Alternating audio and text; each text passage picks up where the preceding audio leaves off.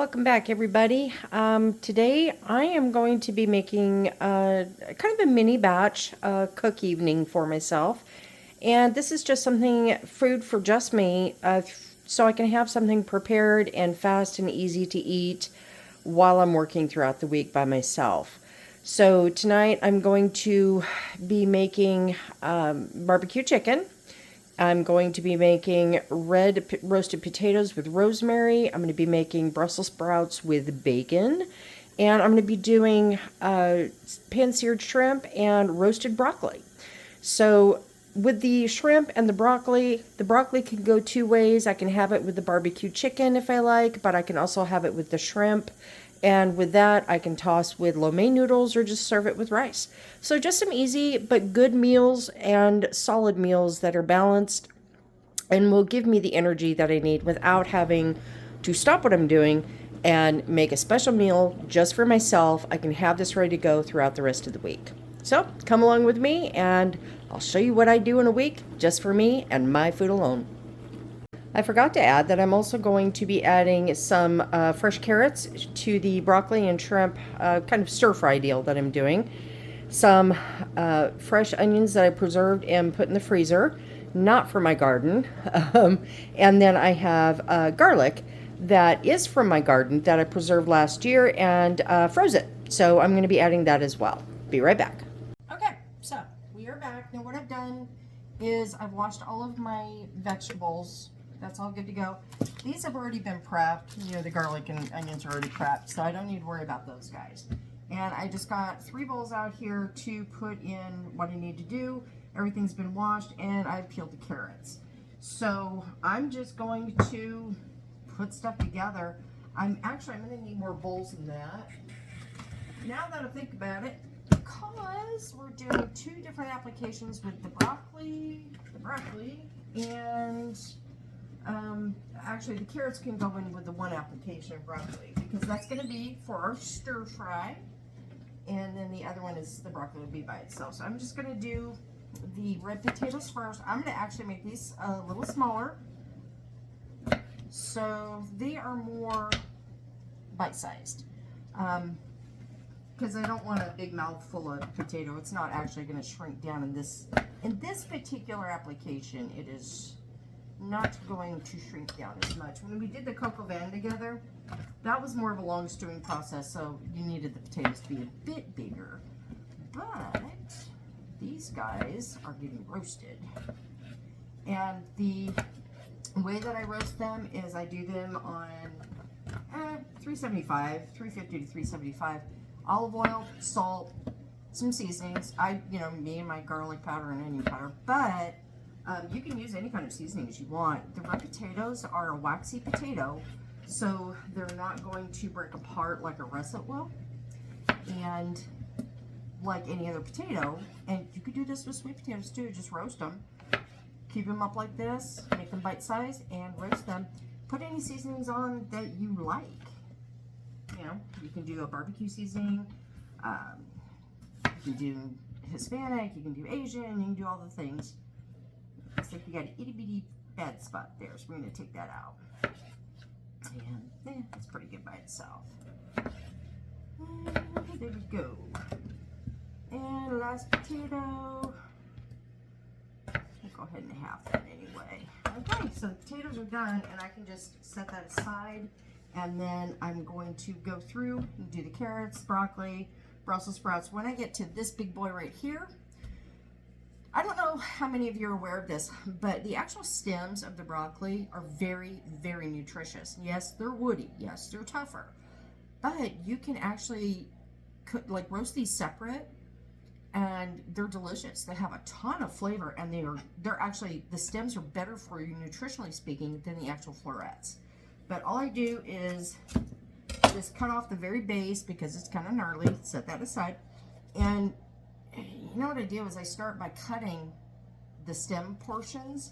You're going to have pieces that come off automatically, so I just take those aside or break them off and just set those aside. And then as I work my way in, I just keep slicing, and then I'll dice those pieces up and I'll use those too. They're really good. If you haven't tried it, guys, consider it. Okay, we got one right here that got a bad spot. it looks like actually part of the floret broke off and it got oxidized or whatever broccoli does. But when they're really big like that, I just cut them in half. I'm not worried about it.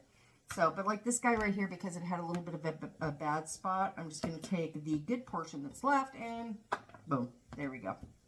So I'm just going to go through. So as you can see, we've got a nice portion right there. I would probably cut that in half because, again, these are going to take a little bit longer to cook because they are woodier, but they're really, really tasty. So I'm going to go through and I'm just going to keep going through here and cutting that stem. My florets will come apart as I go, and we're good to go. So I'm going to go ahead and, like I said, make these a little bit more bite-sized, and I'm just going to keep working my way through this, and I'll be right back. Okay, so I've gotten the broccoli separated into two categories. Got the carrots done over here. Those look pretty good, and this will be for the stir fry, and then this we're just roasting.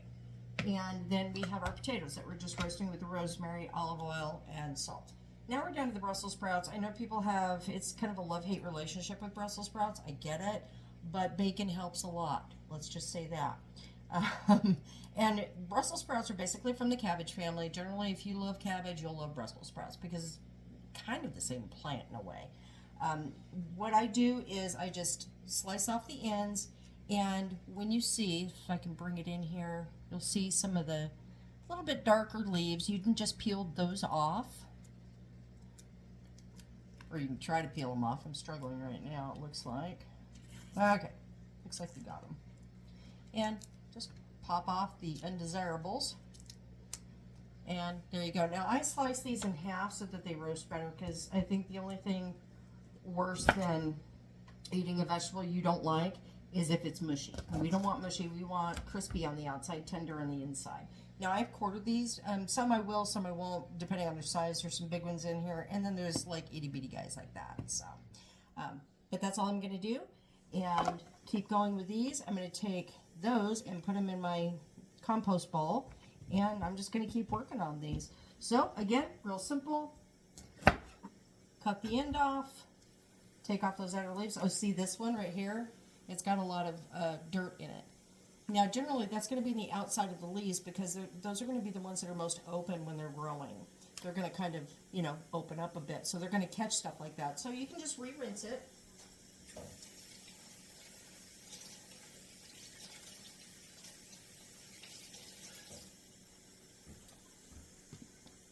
And this one actually has a couple of bad leaves on it. You know what? You know what? We're just gonna get a new Brussels sprout. That's what we're gonna do. But anyways, yeah, just cut off the ends, peel off the outer layers, and I would peel them off anyway, even if they look good, just because you want the tender part, the part of the Brussels sprout that is got the most flavor, the most delicate flavor, and that would be, you know, get rid of the outside leaves. You're gonna have a much better time with it. Even though it's small, I'm just gonna at least cut that in half, and we're good to go. So I'm going to keep going with these, and I will be back shortly. Alrighty, so we've got all of our veggies prepped. I've cleaned up, and what I've done is now we're going to be doing meats. So all of our produce is done. This has been cleaned. Now meats. What I did was I took a package of bacon and I just cut it in half. I don't need that whole thing. I'm going to put that back in the freezer. Then what I'm going to do is I'm going to take this bad boy here and plop its little bud out, and I'm going to just make postage stamp size slices, and we're going to saute that with some onions and those Brussels sprouts. So we will start with that. I'm going to render this not as much as like when I did the coq au vin. We want a little bit of love because this is going to be roasted. So I want to, well, no, actually it's not going to be roasted, excuse me. I'm going to do the Brussels sprouts in a skillet, and I'm probably going to use half of a half, so a quarter of a package of bacon for the Brussels sprouts. But I'm going to cook all of this, and then I'm going to put that in a freezer bag, toss it in the freezer, and I can use it at a later time for potatoes, for topping, throw it in some eggs or whatever. But since I had it open, I'll leave those whole, or halved in this case, and then I will cook up the whole mess, save half, use half. And that way we can stretch that bacon a little bit further, and we don't need that much for those guys right there. But I'm in the roasting mode, so I keep saying roasting, so forgive me. But the Brussels sprouts and the bacon and the onions and all that goodness is going actually in a skillet. I've got my oven preheated, and I'm going to start working on the broccoli and the potatoes. I'm going to see if I can do 2 pans at once to cut down on cook time. So I'll be right back. Okay, our bacon is cooking away behind us, and I just wanted to show you again. I know we went over this not too long ago in one of my other videos, but with rosemary, to get the leaves off, it just pull them backwards off the stem. That's pretty much it. And for this, for the red potatoes, I use probably about 2 tablespoons. I'm going to mince this up, and they're going to roast at no more than 350 degrees, and basically until the potatoes are done. This, in my experience, none of the herbs, I know people are like, oh, don't do that because the herbs will burn. Everyone, I've never really had that happen to me. If you're using a skillet, and you're using herbs, and you leave those on a very relatively high heat for a long period of time, yes, they will burn. But if you're roasting, if you're cooking on a medium or medium-low heat, if you're tending to what you are doing, I don't think you're going to burn your herbs. There, I said it. I don't think you're going to burn your herbs. So have fun with them. Enjoy them. Get them fresh when you can. Grow them if you can. Because this little guy right now, I tried growing rosemary last year, and it was a horrible, horrible fail. My poor little 4 plants, I didn't realize how low the spot in the ground was where they got put, and they drowned. It was very tragic. But yeah, I'm definitely trying again to grow them again this year, along with several other herbs, as you well know. And so, grow them if you can, because this package right here was about $5.50, and it's about, well, that's how big it is. Yeah, that's it.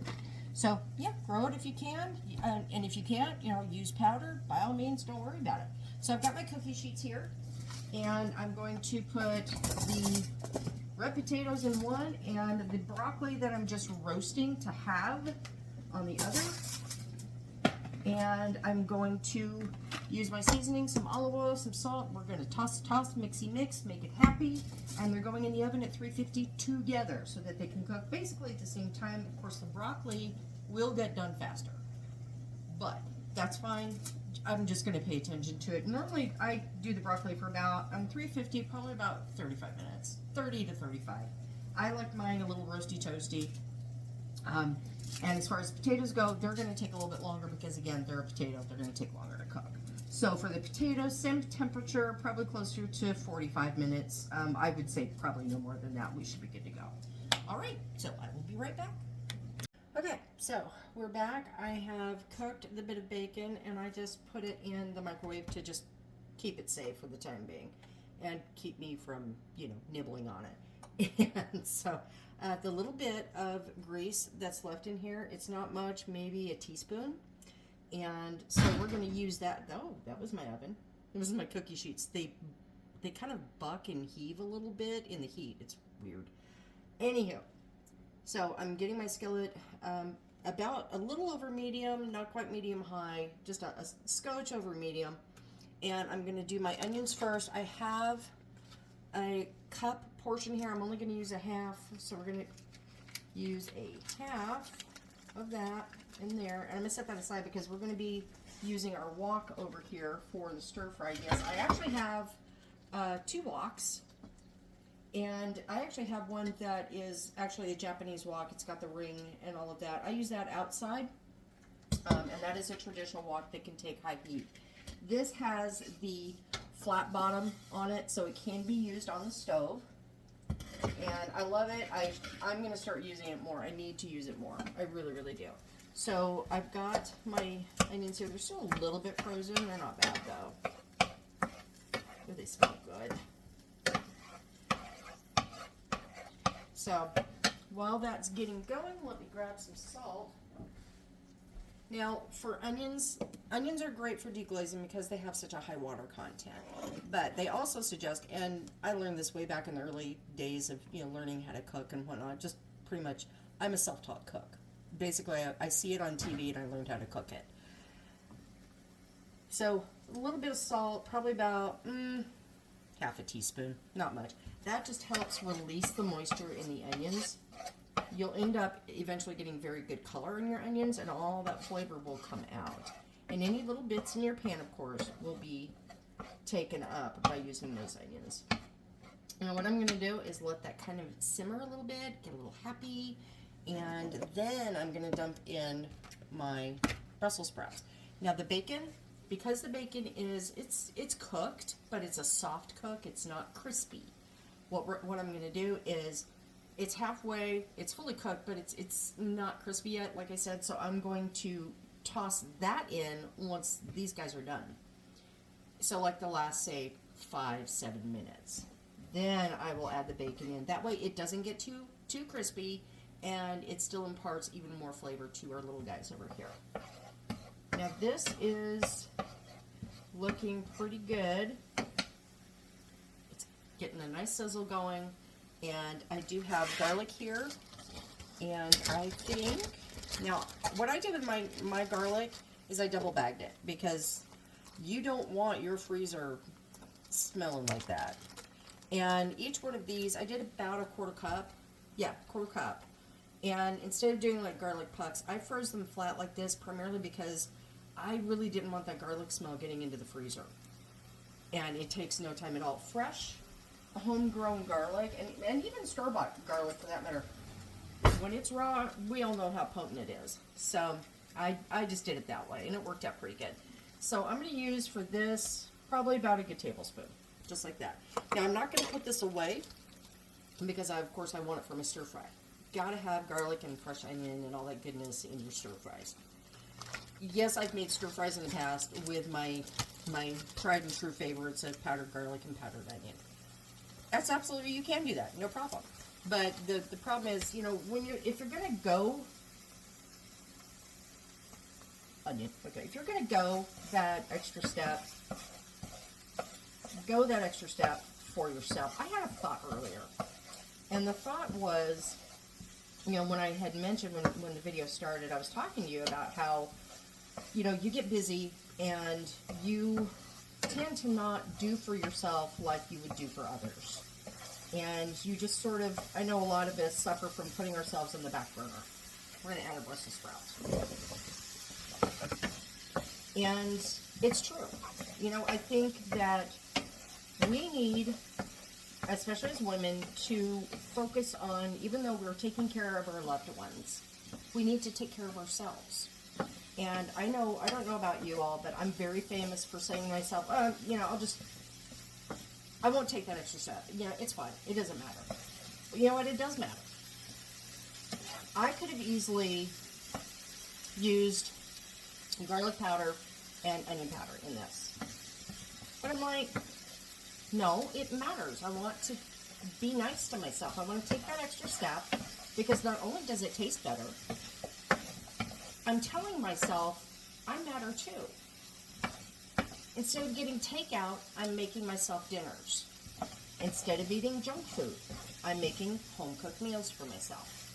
And I think that's the point that I'm trying to make here, is that we, as human beings, and not just as women, all of us, we need to remind ourselves that we are just as important as those that we love and take care of. We need to make ourselves a priority as well. So that's what I just wanted to share with you.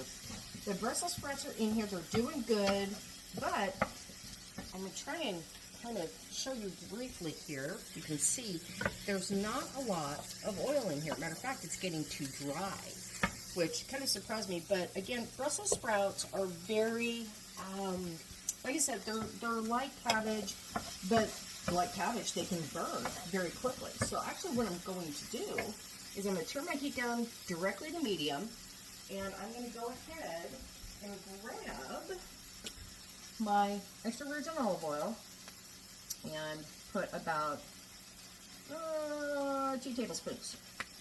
I could be really perverse and grab the bacon grease out of the refrigerator, but I'm going to be responsible.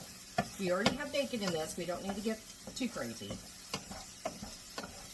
I know, I have to be careful what I say. I'm in the South. I'm going to lose my Southern card if I say that too loud. But yeah, we're going to, there's one. I somehow got an end in there. I don't know how I did that. Anyways, we've got a little bit of extra virgin olive oil in there now. It looks beautiful. And it's actually getting some really nice color. I'm actually going to turn that down just a little bit more. This skillet's getting happy tonight, but actually, no. Okay, little lesson that just came to mind that I'm going to share with you.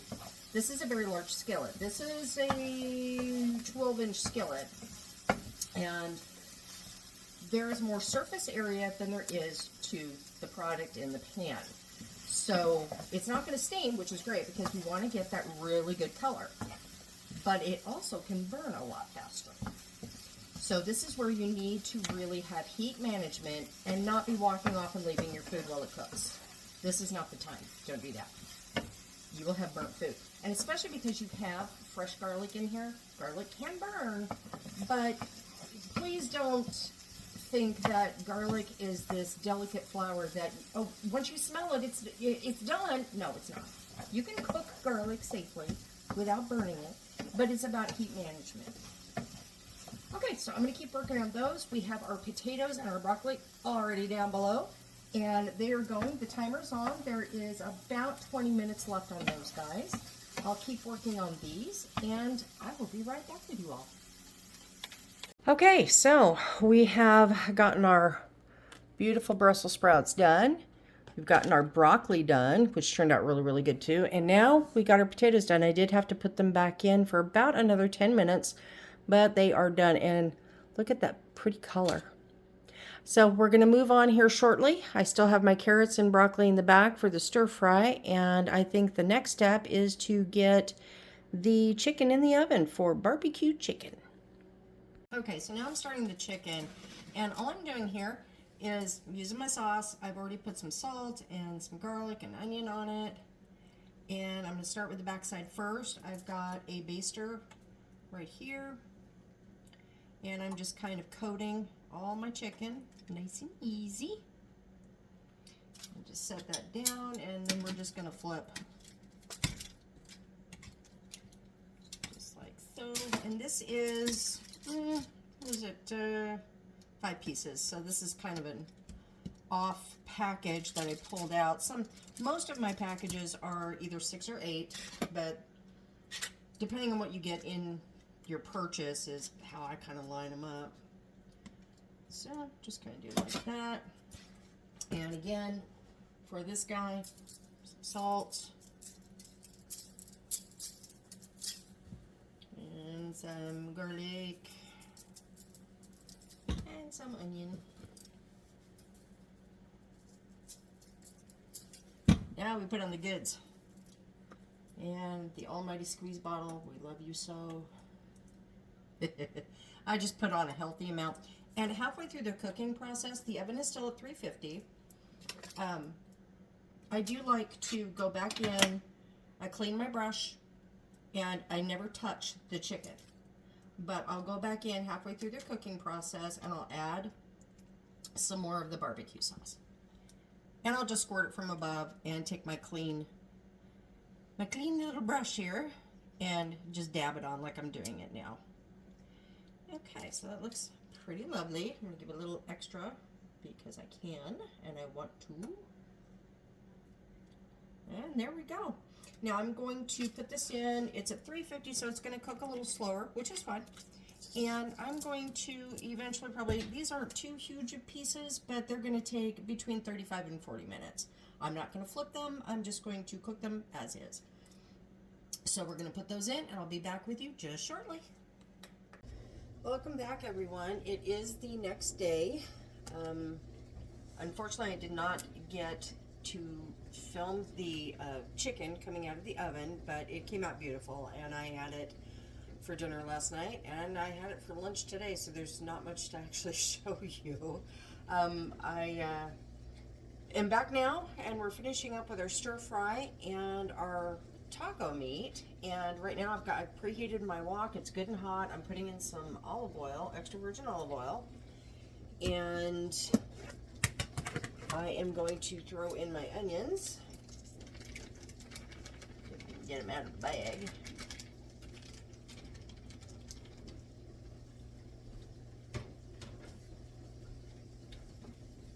And I'm just going to move those around. I have 2 spoons here. I am not going to do the fancy flippy flip with the pan. I have done it in the past successfully, but not enough to make me feel like I can be a fancy chef and do that all the time. So we're going to use spoons. And of course, as we saw last night, I have the veggies already ready to go. I have peeled the shrimp. They were deveined. I didn't have to worry about that. So what they do is they take and slice it down the back, devein it, but then they leave the shell and the tail on. Easy peasy. So I just take the shell off and I leave the tails on. It's a textural thing for me. Oddly enough, I enjoy crunchy shrimp tails. So there you have it. So let me wash my shrimpy fingers real quick and I'll be right back with you. Okay, so the onions are going along pretty nicely here. And I really love this wok because there is a handle on it, which helps stabilize it while you're doing your business over here. So the onions are going along pretty good here. I am going to, I actually raised the temperature to about medium high. So it's that nice sweet in between spot there. I'm going to go ahead and add my veggies now. They're going to take the longest to cook. We have hard carrots, we've got hard broccoli, and I'm just going to give it a quick toss. See if I can move you in just a little closer.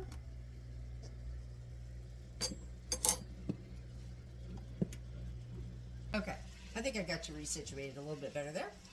Now, there is no seasonings in here yet, and I am going to use salt, probably a good tablespoon, because our other seasonings, like our fish sauce and stir-fry sauces, those have some salt to them as well. We're going to put the shrimp in last, though. I'm going to throw in some of that Maggi seasoning that I told you about, and that is 6 or 7 good shakes. You can tell how precise this is. I'm going to use I don't know, I would say about a teaspoon of rice wine vinegar. This is just straight rice vinegar, excuse me, not rice wine, rice vinegar. And I'm going to add some pretty good shakes of soy sauce, probably 12, between 8 and 12. It's to taste, let's put it that way. Fish sauce, pretty powerful stuff, and oh, this is actually not even open yet. Do I have one that's open? I might. Let me see. Oh, if I were a fish sauce, hey now, where would I be? No, it does not look like I have one that's already opened. And that's okay. We will open it here. May have to get a knife here.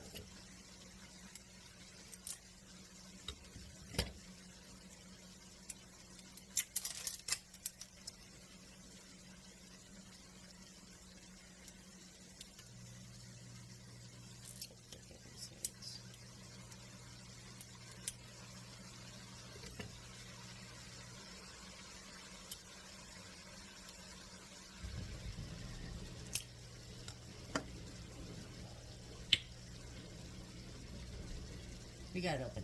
Okay, with fish sauce, it is extremely potent. So like it's coming out drops, that's about 6 drops. That's enough. Fish sauce has a very strong odor. It is fermented fish, basically. But the flavor it imparts is incredible.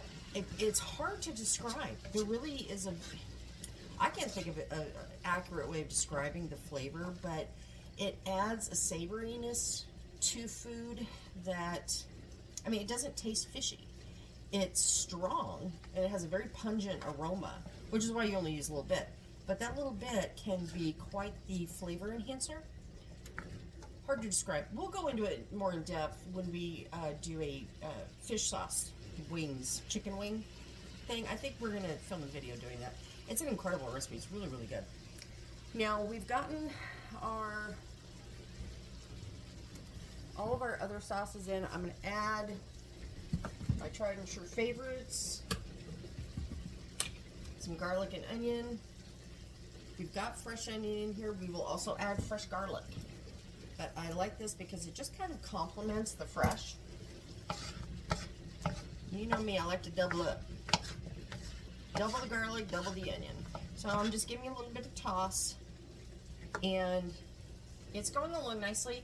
It will take a few minutes. I'm not doing like authentic stir fry. I don't have that kind of setup to do something like that because you're talking about open flames. You have to have a certain amount of BTUs with your flames in order to get that heat and that smoke and that flavor.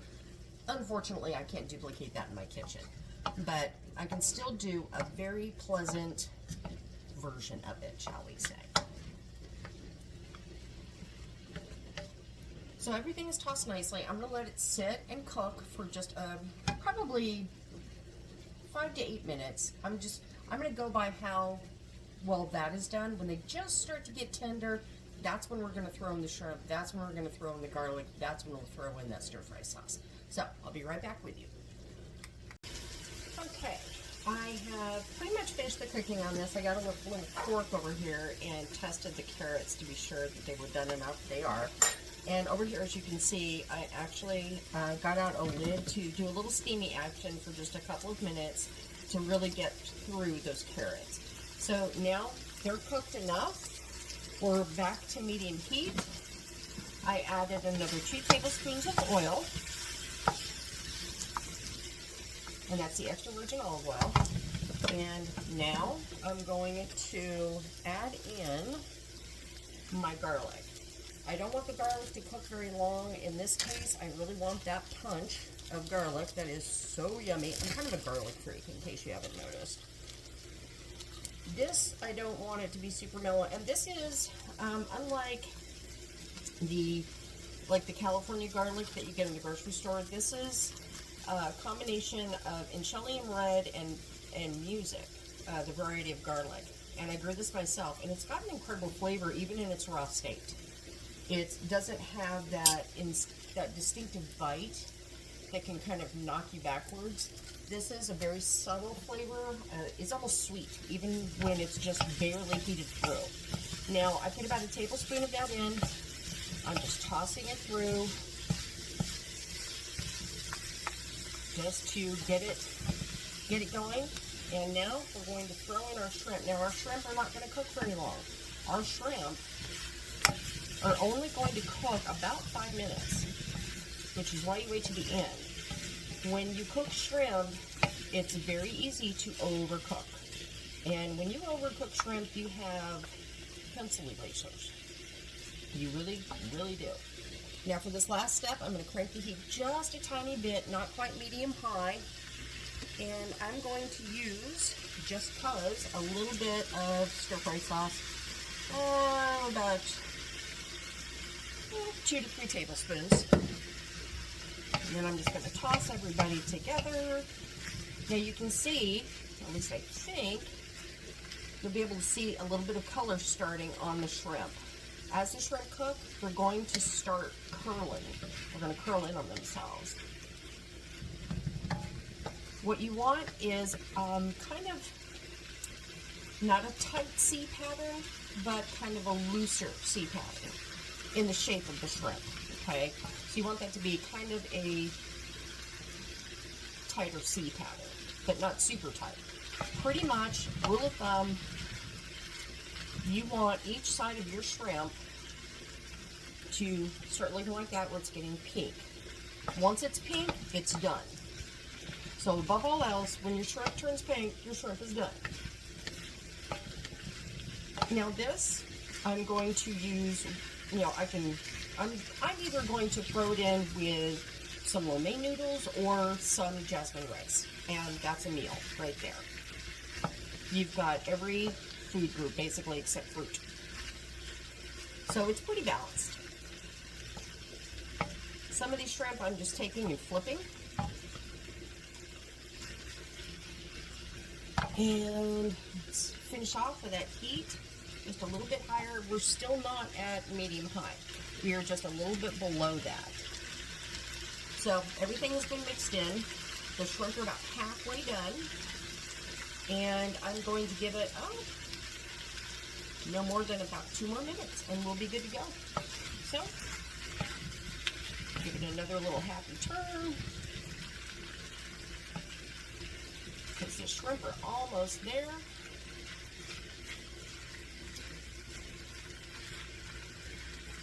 Getting some nice pretty color on those. And basically I'm just cooking the shrimp through at this point, and then it's done. It is done. So, I think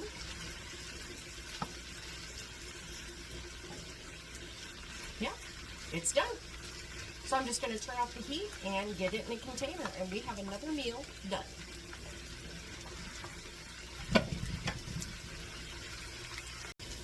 Okay, I have pretty much finished the cooking on this. I got a little fork over here and tested the carrots to be sure that they were done enough. They are. And over here, as you can see, I actually got out a lid to do a little steamy action for just a couple of minutes to really get through those carrots.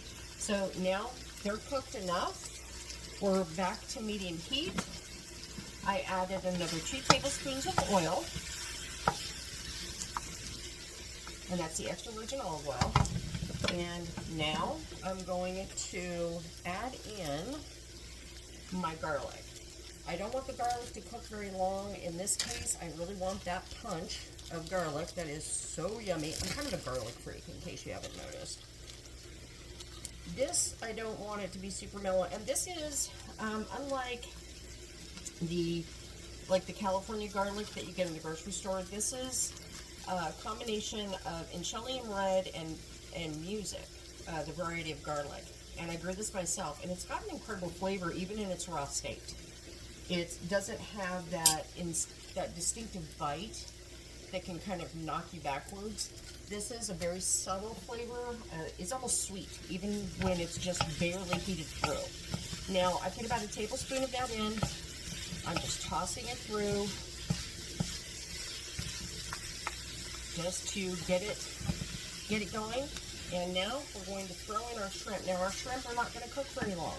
Our shrimp are only going to cook about 5 minutes, which is why you wait to the end. When you cook shrimp, it's very easy to overcook. And when you overcook shrimp, you have pencil erasers. You really, really do. Now for this last step, I'm going to crank the heat just a tiny bit, not quite medium high.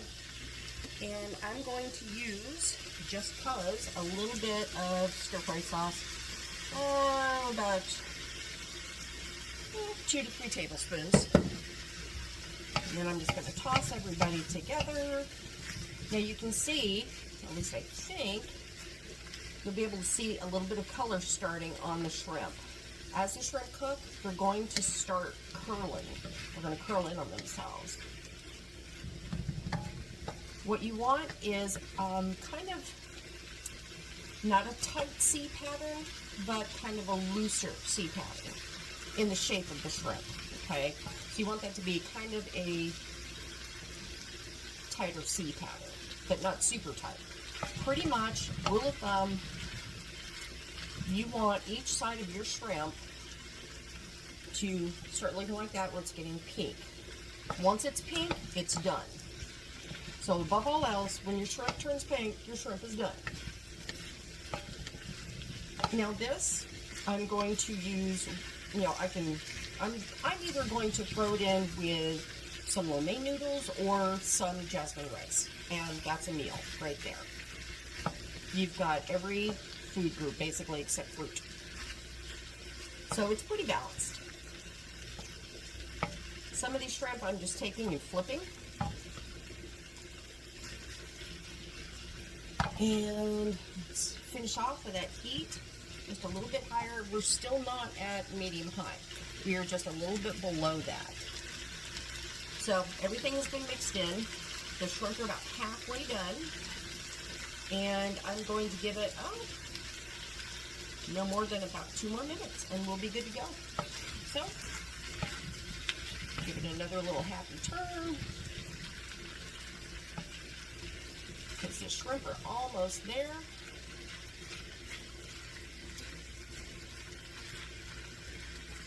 Getting some nice pretty color on those. And basically I'm just cooking the shrimp through at this point, and then it's done. It is done. So, I think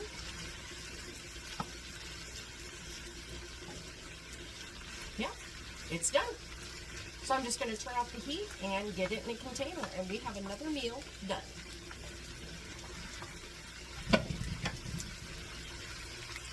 Okay, we have finished our shrimp and broccoli and carrot stir fry. So it is happily nestled away in a container over there, and now I'm going to whip up some very easy taco filling from leftover roast beef from a weekend dinner. So all I'm going to do is take this, and this was just chuck roast. Well, it is chuck roast. And I'm just going to take that and grab myself a wooden spoon, and I'm just going to break it up.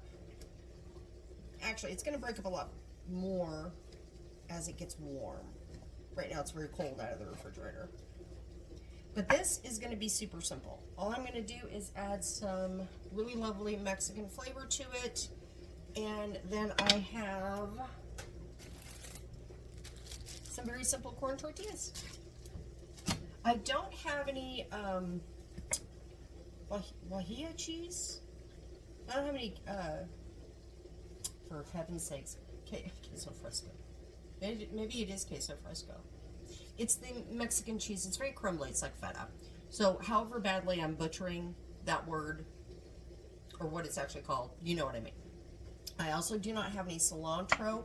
I do have leftover parsley though, and fresh parsley, so I may just throw a little bit of that on the finished tacos, and I'll probably just use a little bit of Mexican, like a Fiesta blend of shredded cheddar. I think it's cheddar, Monterey Jack, and Colby Jack, I want to say.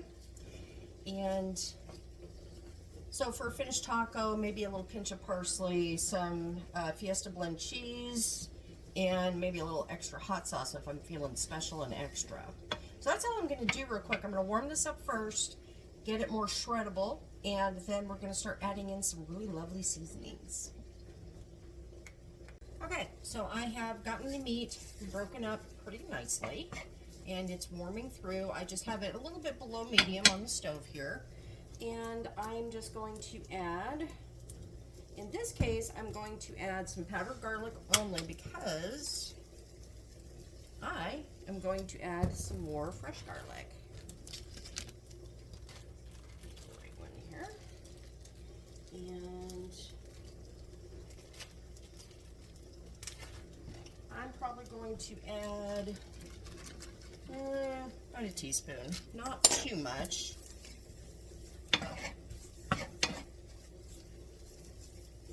And I am going to add about a tablespoon of extra virgin olive oil, just to kind of lube up the pan.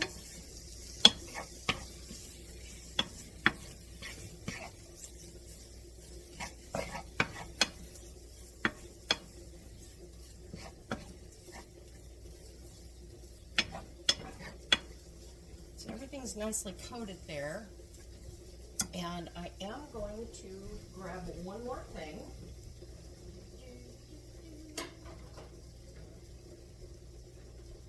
Some nice El Tapatio hot sauce. We're going to throw in a little bit of that. I'd say probably 5 or 6 good splashes of that.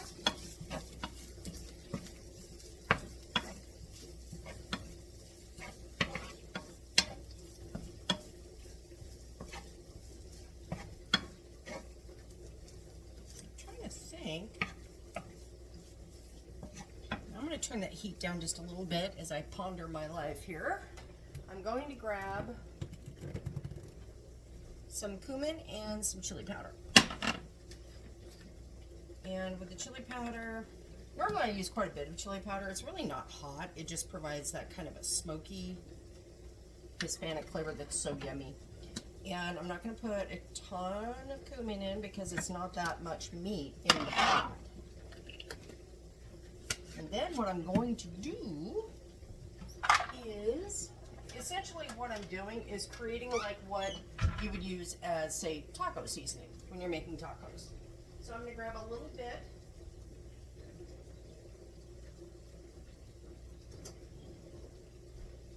of hot water.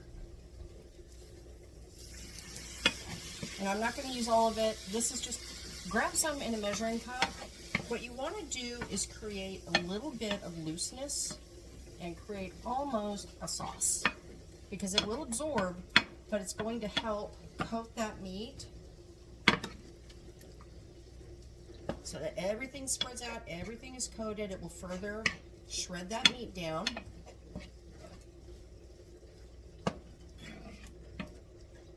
And it looks lovely. It's got some heat, it's got some smokiness with the chili powder, it's got that beautiful fresh garlic in it. And I'm gonna let it just continue to heat through, and that's it. When I get down to the corn tortillas, all I'm going to do is take a corn tortilla. I'm going to use about a tablespoon of actual lard. You can use oil, you can use nonstick spray. I highly encourage you to try lard. It's very good, lends an incredible flavor, and when you griddle, it heats it through enough, it gives it stability so that it doesn't break. Now, these will still be pliable. You'll still be able to make a taco. It's not going to be like a tostada, but it will give it enough pliability so that it won't break on you, and it will impart beautiful flavor to your tacos. And I would say, everybody, that this is done. We got a bunch of meals done today. I'm very excited about that. So I've got plenty of food that I can eat for the rest of the week, and excuse me. And I think that I am pretty prepared for the rest of the week. So I want to thank you guys for joining me. I've thoroughly enjoyed my time with you, as always. And if you like this kind of thing, like and subscribe. There's more to come. Always more to come in my world. I'm always up to something. I love you guys. Thank you for joining me, and I look forward to seeing you next time.